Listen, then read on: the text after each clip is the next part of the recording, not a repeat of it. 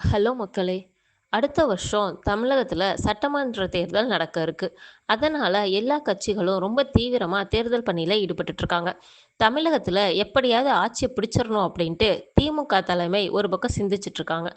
இன்னொரு பக்கம் எடப்பாடி பழனிசாமி அதிமுக ஆட்சிய மறுபடியும் கொண்டு வந்துரணும் அப்படின்றதுக்கான வேலைய செஞ்சுட்டு இருக்காரு. இவங்க 2 பேருக்கு நடுவுல தமிழக வெற்றி கழக தலைவர் விஜய் புதிய ஆட்சிய மக்களுக்கு கொடுக்கணும்னு சொல்லிட்டு உறுதியா இருக்காரு. என்னதான் மற்ற கட்சிகள் போட்டி போட்டுக்கிட்டு இருந்தாலும் திமுக கூட்டணிங்கிறது ரொம்ப பலமா இருக்கு. அதனால மறுபடியும் திமுக ஆட்சி தான் அமையும் அப்படின்ற நம்பிக்கையில முதல்வர் ஸ்டாலின் இருக்காரு. இதனால மற்ற கட்சிகளோட முக்கிய நிர்வாகிகளை திமுகவுல இணைக்கிற பணிய செந்தில் பாலாஜிக்கு ஸ்டாலின் கொடுத்திருக்காரு.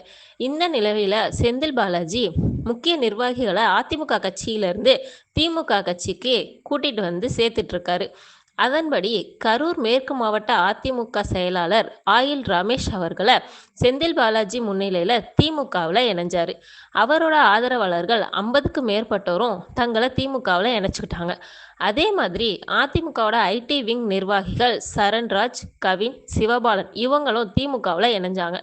ஓரணியில் தமிழ்நாடு பரப்புரையில மாற்றுக் கட்சியினர் பலரையும் செந்தில் பாலாஜி திமுகவில் இணைச்சிட்டு இருக்காரு.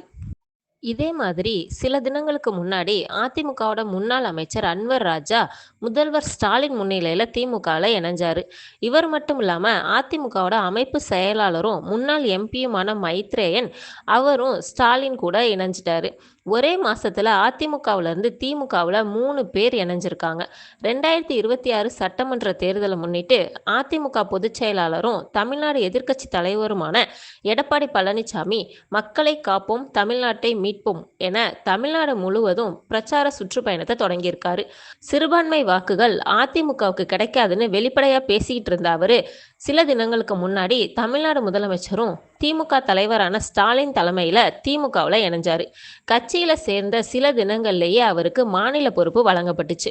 இந்த நிலையில அதிமுகவோட அடுத்த விக்கெட்டும் விழுந்திருக்கு.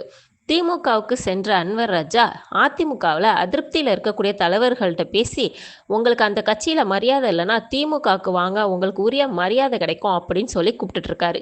இந்த நிலையில் அதிமுகவோட அமைப்பு செயலாளர் மைத்ரேயன் திமுக தலைமையகமான அண்ணா அறிவாலயத்தில் மு.க. ஸ்டாலின் தலைமையில் திமுகவில் இணைஞ்சாரு.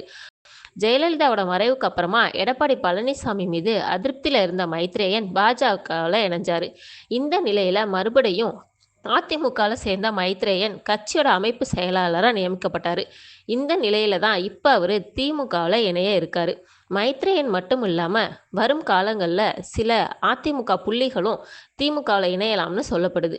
சென்னையை சேர்ந்த ஒரு முன்னாள் அமைச்சர், வேலூரை சேர்ந்த ஒரு முன்னாள் அமைச்சர் மற்றும் 2 பெண் முன்னாள் அமைச்சர்கள் என பலர்கிட்ட பேச்சுவார்த்தை நடத்தப்படுறதா சொல்லிட்டு இருக்காங்க.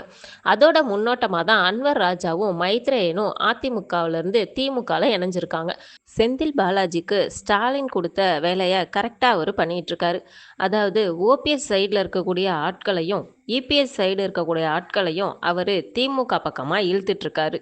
அதிமுகவில் இருக்கக்கூடிய முக்கிய அமைச்சர்கள் எல்லாரும் திமுகவில் இணைகிறதுனால அதிமுகவுக்கு இது பெரிய பலவீனமாக பார்க்கப்படுது. அதிமுக கட்சியில் எடப்பாடி பழனிசாமியோட கூட்டணி ரொம்ப பலவீனமாக இருக்குது. அதே சமயத்தில் திமுக ரொம்ப பலமாக இருக்குன்னு சொல்லலாம். ஏன்னா அதிமுகவில் இருக்கக்கூடிய அமைச்சர்கள் எல்லாரும் திமுகவில் இணைய ஆரம்பிச்சிட்டாங்க.